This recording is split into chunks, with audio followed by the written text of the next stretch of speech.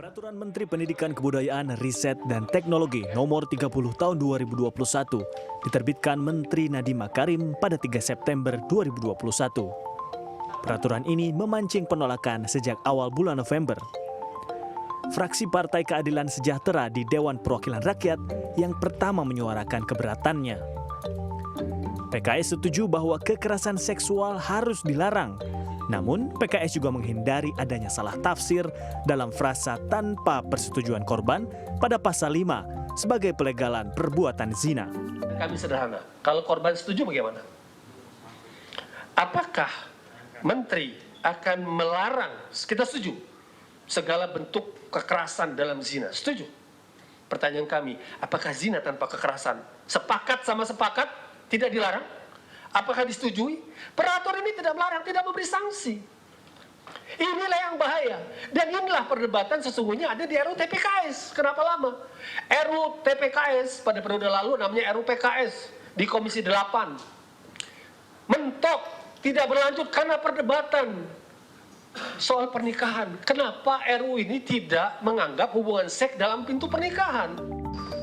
Suara keberatan juga datang dari Majelis Pendidikan Tinggi Penelitian dan Pengembangan Muhammadiyah. Dalam siaran persnya, Muhammadiyah menyatakan Permendikbud cacat formil atau tidak melibatkan banyak pihak sebelum membuat peraturan, serta cacat material. Pelaksana tugas Direktur Jenderal Pendidikan Tinggi Riset dan Teknologi Nizam dalam wawancara pada program CNN Connected menyatakan Permendikbud ini fokus pada pencegahan dan penanganan kasus kekerasan seksual di perguruan tinggi. Moralitas dan akhlak mulia sudah menjadi tujuan utama dan telah diatur dalam banyak regulasi lainnya. Kalaupun saat ini ada beberapa kalangan yang mungkin kurang memahami ya bahwa konteks dari Permendikbud ini adalah untuk betul-betul mencegah dan mengatasi kekerasan seksual yang terjadi di perguruan tinggi. Kalau misalnya tentang moralitas, akhlak mulia itu sudah menjadi tujuan utama dari pendidikan tinggi. Nomor satu pendidikan kita keseluruhan, nomor satu yang membentuk akhlak mulia, beriman dan bertakwa kepada Tuhan Yang Maha Esa, itu sudah diatur mulai dari Undang-Undang Dasar, Undang-Undang Pendidikan Nasional, Undang-Undang Pendidikan Tinggi, Peraturan Pemerintah dalam Penyelenggaraan Pendidikan Tinggi, Peraturan Menteri tentang Standar Nasional Pendidikan Tinggi. Banyak sekali regulasi peraturan yang memastikan bahwa pembentukan akhlak mulia itu menjadi tujuan nomor satu dari pendidikan tinggi kita. Nah, khusus tentang kekerasan seksual ini perlu ada pasal-pasal yang konkret, yang real tentang definisinya, tentang penanganannya. Gitu. Jadi mohon jangan kemudian ditwist ya, diputar balik atau dirancukan begitu tujuan maupun penyusunan peraturannya. Pakar Hukum Tata Negara Bivitri Susanti menyatakan pembentukan peraturan menteri ini telah melewati syarat formil. Peraturan sudah melewati pembahasan dengan berbagai perguruan tinggi, pusat studi pendidikan, serta lembaga pelindungan saksi dan korban sejak 2 tahun lalu.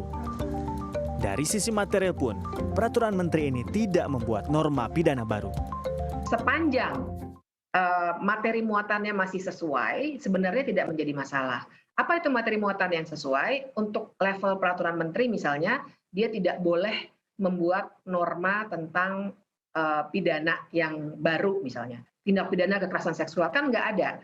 Yang diatur adalah kalau ada misalnya catcalling begitu ya, sweet kan biasanya begitu. Kita anggapnya itu wajar, padahal itu tidak wajar, sebenarnya salah. Nah, itu bagaimana menanganinya misalnya.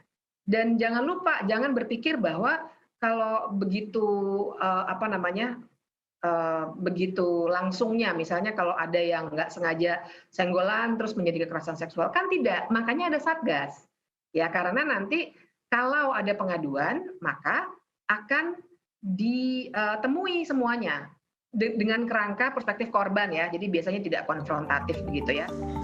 Mengenai kritikan dan ketidaksetujuan dari berbagai pihak, pengajar Sekolah Tinggi Hukum Indonesia Jentera ini menyarankan dilakukan dialog antara pemerintah dengan DPR dan ormas-ormas sebelum dilakukan uji material di Mahkamah Agung. Menurut saya sih sebelum sampai ke situ, memang perlu ada dialog lebih lanjut.